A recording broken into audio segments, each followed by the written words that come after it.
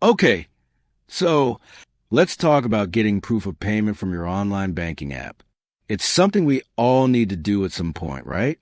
It's actually a pretty straightforward process on most modern banking apps, though the exact steps might vary a little depending on which bank you use. Generally, you'll start by logging into your account, just like you normally would.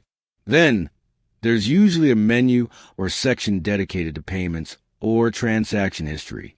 This is where you'll find a list of all your past transactions. Here's where it gets a little more specific.